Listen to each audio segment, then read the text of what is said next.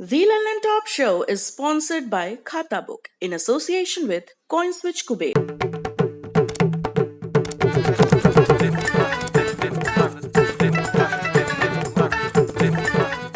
झंझट से मुक्ति, खाता बुक से दोस्ती। खाता बुक, बिजनेस हुआ इजी।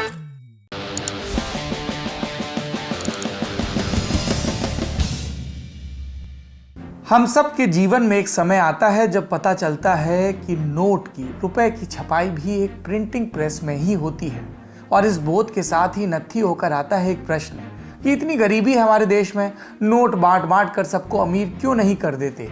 छापना ही तो है, ज्यादा छाप दो। ये सवाल अपनी जगह रहता है और वक्त बीतता जाता है। कुछ लोग प्रॉमिसरी नोट और पैसे का गुणा गणित समझ जाते हैं, तो कुछ बस इतना कि जिंदगी इतनी आसान नहीं होती और बात आई गई हो जाती है। लेकिन कोविड महामारी ने लगातार दूसरी बार जिस तरह भारतीय अर्थव्यवस्था का बेड़ा गर्क किया, उसके बाद जोर शोर से मांग की जा रही है कि सरकार नोट छापे। और इस बार ये मांग उद्योग जगत और अर्थव्यवस्था की गहरी समझ रखने वाले लोगों की तरफ से आई। रघुराम राजन, उदय कोटक, अभिजीत बनर्जी और अब पी चिदम्बरम ने भी कहा कि सरकार को नोट छापने पर गंभीरता से विचार करना चाहिए। लेकिन क्या ये इतना ही आसान है? नोट छापने से पहले सरकार को किन बातों का ध्यान रखना होगा, किन अड़चनों को पार करना होगा, आज बताएंगे दिन की बड़ी खबर में। नमस्ते, मेरा नाम सौरभ द्विवेदी है, ये लल्लन टॉप शो है और शो में सबसे पहले दिन का वीडियो।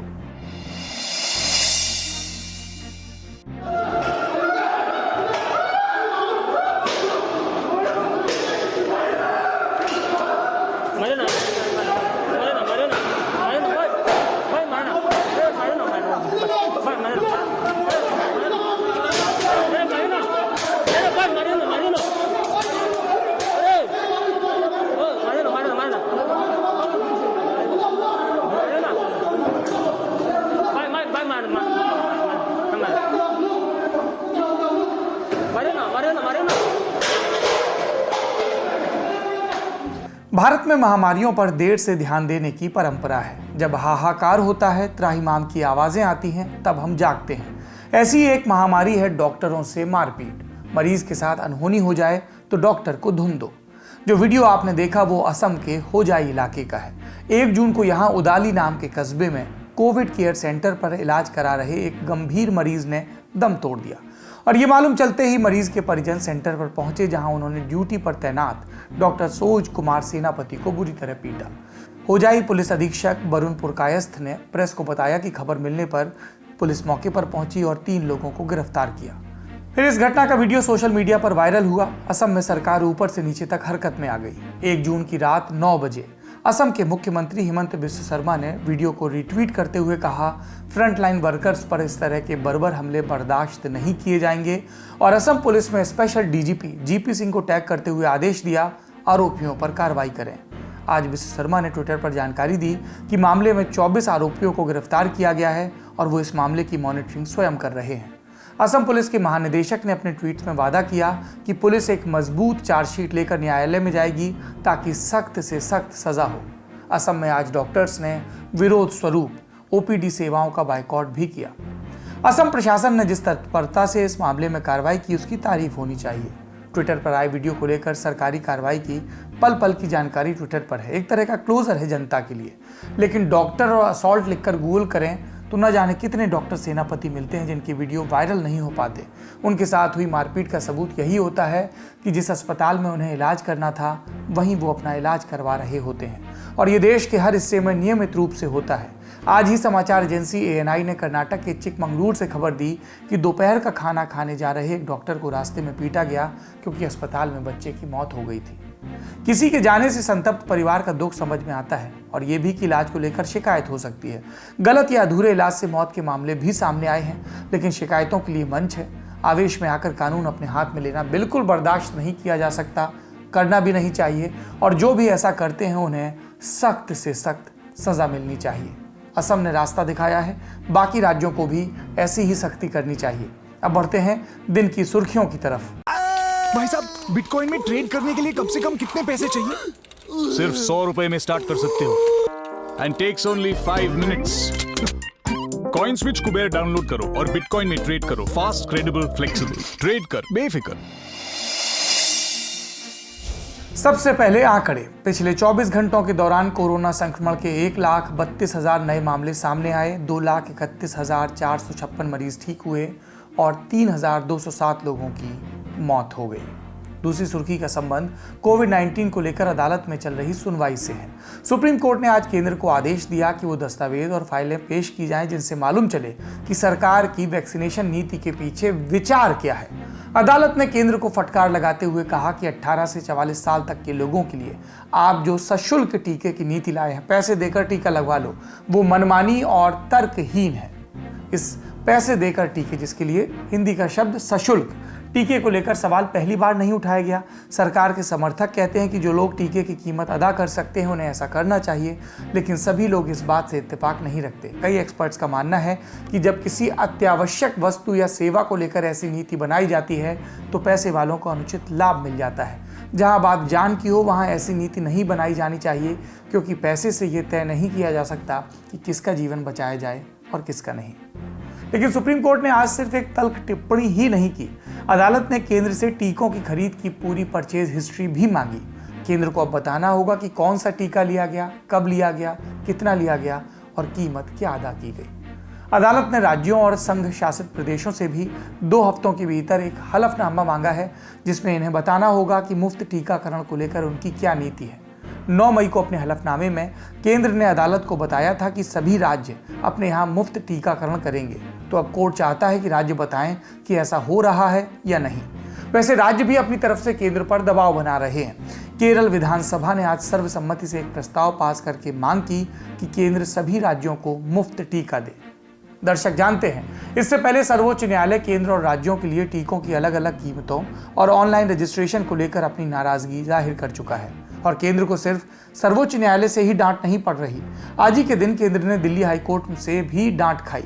भारत में टीकों के निर्माण की स्थापित क्षमता के अनुरूप उत्पादन नहीं हो रहा और इसको लेकर दिल्ली हाईकोर्ट ने नाराज होकर कहा कि अगर किसी के लापरवाह रवैये के चलते भारत अपनी कैपेसिटी का इस्तेमाल नहीं कर पा रहा तो उस पर गैर इरादतन हत्या का मुकदमा चलना चाहिए। दर्शक जानते ही हैं, टीकों का मक्का कहलाने वाले भारत में आज भी सिर्फ 2 कंपनियां बड़े पैमाने पर टीके की सप्लाई कर रही हैं। सार्वजनिक क्षेत्र की कंपनियां जिनकी स्थापना ही टीके बनाने के लिए हुई थी, वो टीके नहीं बना रही, जबकि एक टीके का तो पेटेंट भी भारत सरकार शेयर करती है। इसी तरह अब तक प्राइवेट सेक्टर की पूरी क्षमता का भी दोहन नहीं हो पाया। तीसरी सुर्खी, मोदी सरकार कोई नियुक्ति करे और चर्चा का केंद्र न बने, ऐसा कम ही होता है। सरकार ने सुप्रीम कोर्ट के पूर्व जज जस्टिस अरुण मिश्र को राष्ट्रीय मानवाधिकार आयोग यानी कि NHRC का अध्यक्ष नियुक्त किया। जस्टिस मिश्र सितंबर 2020 में ही सेवानिवृत्त हुए। जैसे ये बात बाहर आई, विपक्षियों ने खुदाई करके फरवरी 2020 का वो बयान निकाला जब जस्टिस मिश्र ने सुप्रीम कोर्ट के जज के पद पर रहते हुए कहा था कि प्रधानमंत्री मोदी वैश्विक ख्याति प्राप्त विजनरी हैं जो ग्लोबल सोचते हैं और लोकल लेवल पर काम करते हैं। तब भी इस बयान की आलोचना हुई थी। ध्यान इस बात का दिलाया गया कि 27 बरस में पहली बार हो रहा है कि NHRC में पूर्व CJI से इतर किसी जज को अध्यक्ष बनाया गया हो। वैसे यहाँ इस बात का उल्लेख कर दें कि 2019 में protection of human rights act में बदलाव किए गए थे, जिसके बाद ये ज़रूरी नहीं रह गया था कि कोई पूर्व चीफ जस्टिस ही NHRC जाए। तो नियम के हिसाब से नरेंद्र मोदी सरकार ने कुछ भी गलत नहीं किया है।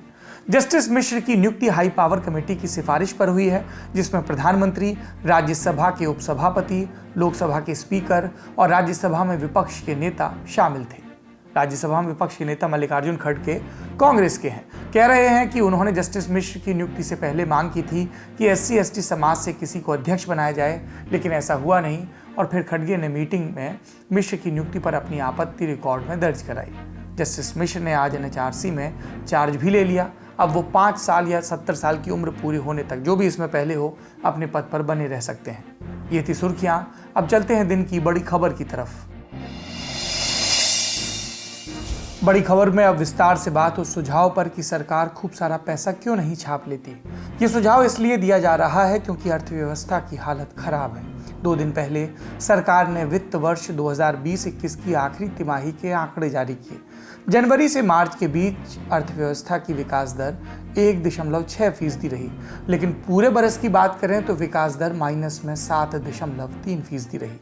देश की आर्थिक स्थिति पिछले 40 साल में सबसे खराब है। हम जानते हैं कि इस खराब हालत की वजह क्या है। कोरोना और लॉकडाउन। इसके चलते बर्बाद हुई अर्थव्यवस्था पर सरकार कहती रही कि वी शेप रिकवरी हो रही है, यानी अर्थव्यवस्था का ग्राफ नीचे जाकर फिर तेजी से ऊपर आ रहा है। पिछले साल की 2 तिमाहियों में उम्मीद दिखी, लेकिन कोरोना को हरा देने के दावों के बीच जिस तरह महामारी ने फिर से धप्पा किया तो रिकवरी का जिक्र ही गायब हो गया। तमाम चेतावनियों के बावजूद सरकार के पास न अस्पताल थे, न ऑक्सीजन, न दवाएं। लोग मरते रहे। आग लगने पर कुआं खोदते हुए सरकार को एक ही रास्ता नजर आया, लॉकडाउन लगा दो। पिछले पूरे साल की मुश्किलों के बाद बेहतरी की जो उम्मीद जगी थी, उस पर फिर ताला लग गया। पहली लहर के वक्त लोगों का काम धंधा बंद हुआ था तो उनके हाथ में 4 पैसे थे। इस साल वो भी नहीं है। ये रॉकेट साइंस नहीं कि बाजार बंद होने से गरीबी बढ़ती है, घर चलाना मुश्किल होता है। इसलिए दुनिया के कई देशों ने लॉकडाउन के दौरान लोगों को सीधी आर्थिक मदद दी और यही अपेक्षा हमारे देश की सरकार से भी थी, लेकिन सरकार के पास इतना पैसा नहीं है। पिछले साल आरबीआई के पूर्व गवर्नर रघुराम राजन जैसे बड़े अर्थशास्त्रियों ने सरकार को सुझाव दिया था कि गरीब तबके के अकाउंट में सीधे पैसे भेजे जाने चाहिए और इसके लिए सरकार को नए नोट छापने चाहिए। अब नोबेल पुरस्कार विजेता अभिजीत बनर्जी ने प्रिंट मोर मनी वाली डिबेट फिर शुरू कर दी। इसके बाद पूर्व वित्त मंत्री पी चिदम्बरम और कोटक महिंद्रा बैंक के एमडी उदय कोटक जैसे कुछ बड़े नाम भी पैसा छापने वाले सुझाव का समर्थन करने लगे। तो पैसा छापकर लोगों में बांटना चाहिए या नहीं, उस डिबेट पर आएंगे, लेकिन पहले अर्थव्यवस्था के लिहाज से इसकी जरूरत समझते हैं। एक छोटा सा उदाहरण, मान लीजिए एक फैक्ट्री में नहाने के 1000 साबुन महीने में बनते हैं और इस काम में 10 लोगों को रोजगार मिलता है। फैक्ट्री से साबुन किसी शहर में बिकने के लिए जाता है। कोरोना से पहले पूरे साबुन बिक जाते थे, लेकिन कुछ लोगों की नौकरी चली गई तो उन्होंने साबुन का इस्तेमाल घटा दिया, यानी साबुन की खपत कम हो गई। साबुन की खपत कम हुई तो प्रोडक्शन भी घटाना पड़ेगा। प्रोडक्शन घटेगा तो फैक्ट्री में लोगों की ज़रूरत कम होगी, यानी 10 में से कुछ लोगों को निकालना पड़ेगा या उनकी सैलरी घटाई जाएगी। ये अर्थव्यवस्था के लिए नुकसान है। तो इसको ठीक करने के लिए क्या ज़रूरी है? ज़रूरी ये है कि फैक्ट्री में जितना सामान बन रहा है उसको खरीदने वाले मिले, यानी संसाधनों की, खासतौर पर जो उत्पाद हैं उनकी खपत बनी रहे। पर दिक्कत यह है कि खरीदने वालों के पास पैसा नहीं है और इसी मुश्किल की काट के लिए कहा जाता है कि लोगों को पैसा दिया जाए। और पैसा कौन दे? सरकार।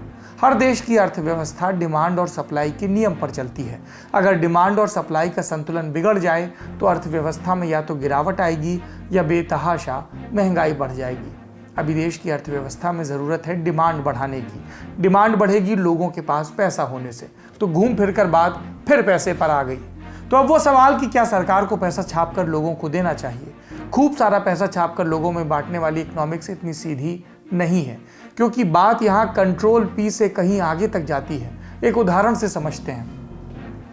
मान लीजिए एक देश में सिर्फ 5 लोग रहते हैं और हर आदमी की सालाना आमदनी 10 रुपए है, यानी 5 लोगों के पास कुल 50 रुपए हैं। इस देश में साल के सिर्फ 5 किलो चावल होते हैं जो 10 रुपए किलो के भाव से मिलते हैं। अब मान लीजिए इस देश में ज़्यादा पैसे छप जाते हैं तो लोगों की आमदनी 10 रुपए के बजाय 20 रुपए हो गई। अब लोगों के पास ज़्यादा पैसा आ गया तो वो ज़्यादा चावल खरीदना चाहते हैं, लेकिन चावल तो पहले जितना ही है, बस उसकी डिमांड बढ़ गई, इसलिए उसकी कीमत भी बढ़ जाएगी, यानी महंगाई बढ़ जाएगी। ज़्यादा पैसा छापने का सबसे बड़ा खतरा यही है, इन्फ्लेशन बढ़ना। कई देशों के उदाहरण हैं जहां ज़्यादा पैसा छाप लिया तो महंगाई हज़ारों गुना बढ़ गई। हालिया उदाहरण जिम्बाब्वे और वेनेजुएला का है। वहां अर्थव्यवस्था को खराब हालत से निकालने के लिए सरकार ने मुद्रा छपवाई, पैसा बढ़ गया, मांग भी बढ़ गई और चीज़ों की कीमत बढ़ने लगी। जिम्बाब्वे ने 2008 में महंगाई की वृद्धि दर करोड़ों में देखी है। हालत ये हो गई कि छोटी सी चीज़ खरीदने के लिए भी बोरा भरकर पैसा लाना पड़ता था। इस देश में एक अंडे की कीमत वहाँ की मुद्रा में 30 अरब से ज़्यादा हो गई। ऐसा ही हाल हमने कुछ बरस पहले वेनेजुएला में भी देखा। इस स्तर तक महंगाई बढ़ने को अर्थशास्त्र की शब्दावली में हाइपर इन्फ्लेशन कहा जाता है। किसी देश की अर्थव्यवस्था अगर एक बार हाइपर इन्फ्लेशन में पहुंच जाए तो फिर वहां से निकलना मुश्किल होता है। तो अर्थव्यवस्थाओं में पैसा छापने का संतुलन किस तरह से रखा जाता है, ये समझने के लिए हमने बात की अमेरिका की यूनिवर्सिटी ऑफ मियामी के फाइनेंस विभाग में लेक्चरर पृथु वत्स से। जब इकोनॉमी में नोट छापने के कारण सप्लाई ऑफ मनी बढ़ जाता है, यानी मॉनेटरी सप्लाई के थ्रू आपकी in circulation amount of money, जितनी मुद्रा है, अगर इकोनॉमी में बढ़ जाती है तो उससे इन्फ्लेशन बढ़ सकती है। ये सबसे बड़ी परेशानी है। इसलिए countries unlimited amount of currency छाप के अमीर हो जाएं, ऐसे नहीं होता है। हम बचपन में जब छोटे थे तब यही सोचते थे कि पैसे पैसे छापने की मशीन तो इंडिया में ही लगी है, तो क्यों ना हम जितने मर्जी चाहे पैसे छाप लें और अमीर हो जाएं। बाद में जाके समझ में आया कि भाई अनलिमिटेड पैसे नहीं छाप सकते, क्योंकि हाइपर इन्फ्लेशन हो जाता है, जैसे कि सिचुएशन है जिम्बाब्वे की, वेनेजुएला की, कि उनकी एक करेंसी यानी यहाँ का $1 अमेरिका का उनकी 1 मिलियन करेंसी के बराबर है। So that those are extreme examples. But India के केस में ऐसा है कि it's a very very involved and difficult question to answer कि इंडिया छापे कि नहीं। बट दिक्कतें यही होंगी, इंडिया को देखना पड़ेगा दो चीजें। एक तो इन्फ्लेशन पे क्या असर पड़ेगा नोट छाप के लोगों को हाथ में देने के लिए। ये इतना आसान नहीं है कि अमेरिका में नोट छाप के अमेरिकन हाउस होल्ड्स को दे दिए गए। इंडिया और अमेरिका दो बहुत ही विभिन्न कंट्रीज हैं।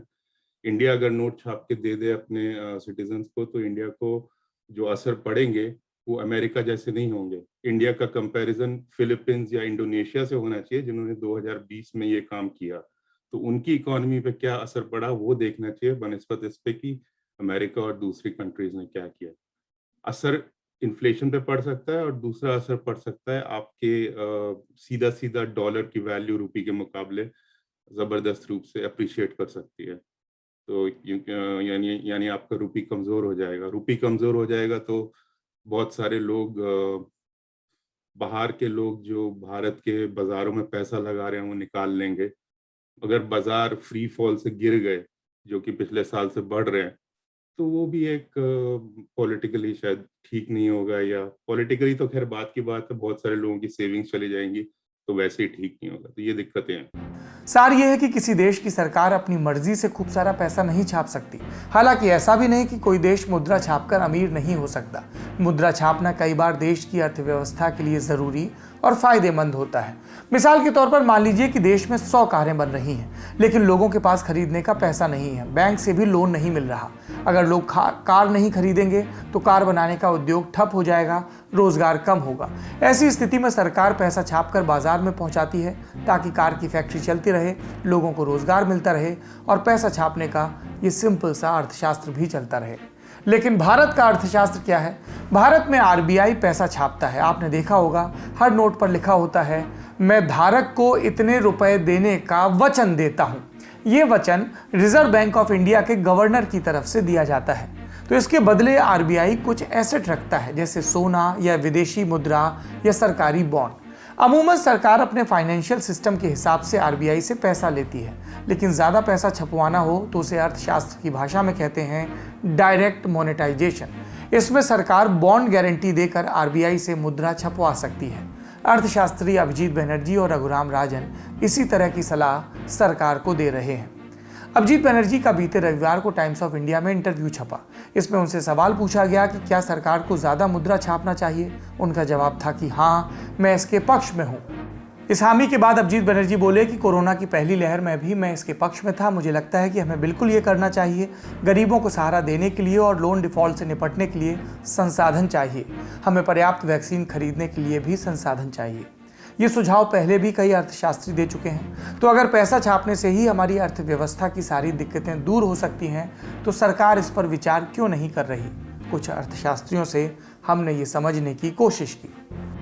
जो अभिजीत बनर्जी ने कहा है, अभिजीत बनर्जी इकोनॉमिक्स के अर्थशास्त्रियों के समूह से आते हैं जो मानते हैं कि सरकार को अधिकांश पैसा सोशल वेलफेयर पर खर्च करना चाहिए। लोगों की जिंदगी बेहतर होगी, उनके खर्च बढ़ेंगे तो इकोनॉमी बढ़ेगी, जो एक स्थापित आर्थिक सिद्धांत है जिसको पूरी दुनिया में आजमाया गया है।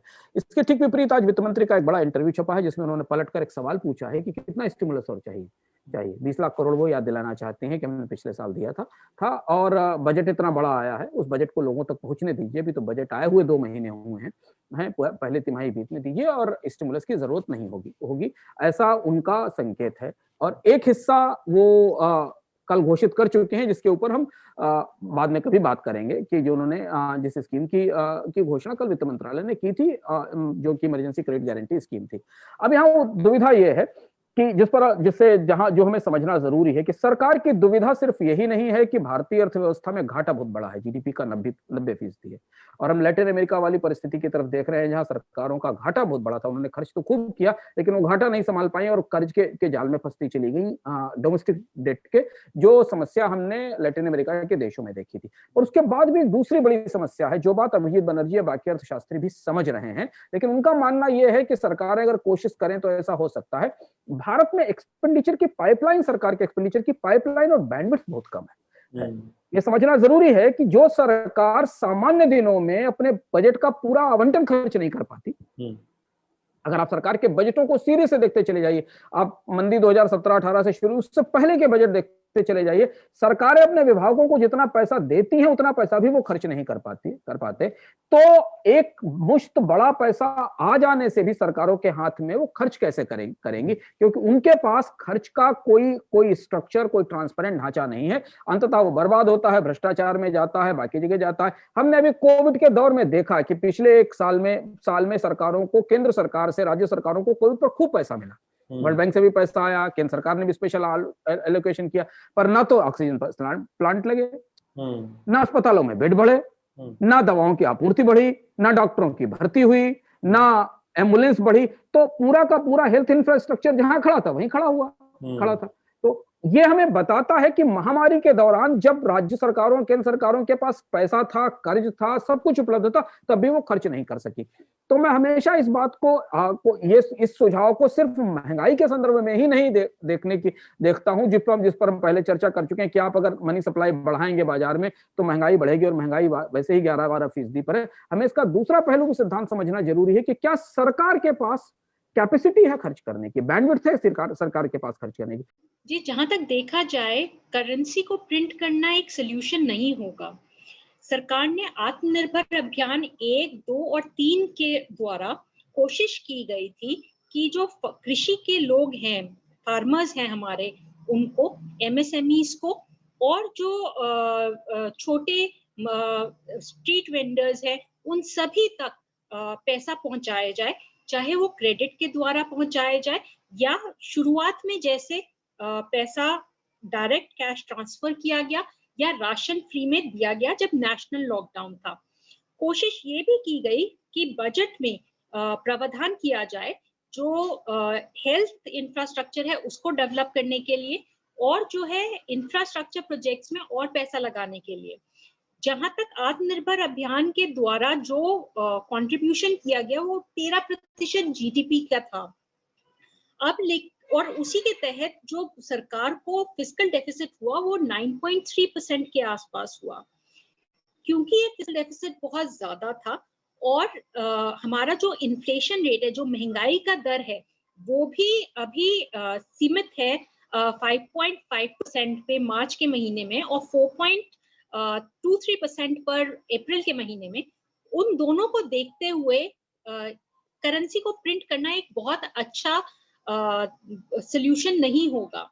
ये देखा जाना चाहिए कि जब भी करेंसी प्रिंट की जाती है तो सबसे ज्यादा भार उसका पड़ता है एक पुअर व्यक्ति के ऊपर, एक गरीब तबके के व्यक्ति के ऊपर, क्योंकि क्या होता है कि बहुत सारा पैसा मार्केट में पहुंच जाता है और वो पैसा थोड़े से सामान को चेज करने लगता है, उसके पीछे पड़ जाता है, जिसकी वजह से महंगाई दर और बढ़ता जाता है। और जो लोग अभी बहुत ज्यादा मुश्किल में हैं, जिनके पास आय नहीं है या जिनके पास रोजगार नहीं है, उनके लिए और भी मुश्किल हो जाएगा कि जीवन की जो मूलभूत सुविधाएं हैं जैसे खाना है, कपड़ा है, वो उन्हें अफोर्ड कर सके।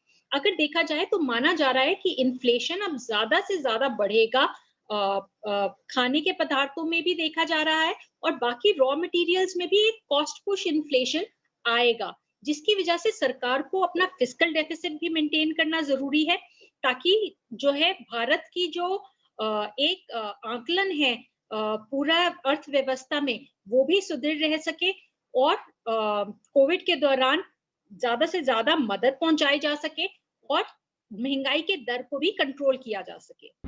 और जैसा हम पहले भी बात कर चुके हैं, पैसा ज़्यादा छापने के साथ महंगाई बढ़ने का डर होता है। ये सवाल अभिजीत बनर्जी से भी पूछा गया। इस पर उन्होंने कहा कि अभी हम ठीक से समझ नहीं रहे कि महंगाई का इतना प्रेशर क्यों है। महंगाई आश्चर्यजनक रूप से ज़्यादा है। ऐसा इसलिए हो सकता है क्योंकि लॉकडाउन में सप्लाई की कमी है। शायद हमें इस बात पर ध्यान देने की ज़रूरत है कि अर्थव्यवस्था में मोबिलिटी हो, पैसा पर्याप्त हो। यानी कुल मिलाकर बनर्जी कह रहे हैं कि सप्लाई की कमी से महंगाई है और इसकी वजह है लॉकडाउन। लॉकडाउन हटने पर सप्लाई बढ़ सकती है, लेकिन डिमांड कैसे बढ़ेगी, ये पूछा हमने कुछ और एक्सपर्ट से। मेरे सुझाव ऐसे हैं, और मैं तो खैर बाकी विद्वान लोग, मेरे से बहुत ज्यादा लोग, उन्होंने भी यही सुझाव दिया, जैसे doctor Banerjee from MIT, Nobel prize winner, कि भाई छापिए पैसा। लेकिन मैं इतना कहूंगा कि पैसा छाप के लोगों के हाथ में देना सुनने में आसान है, सुनने में अच्छा है, लेकिन काफी इन्वॉल्व प्रोसेस है। मेरे हिसाब से अगर आप पर्सनली पूछें तो पैसा छाप के आप गवर्नमेंट स्पेंडिंग कीजिए, लेकिन सबसे जरूरी गवर्नमेंट स्पेंडिंग कीजिए अपना हेल्थ इंफ्रास्ट्रक्चर सुधारने में।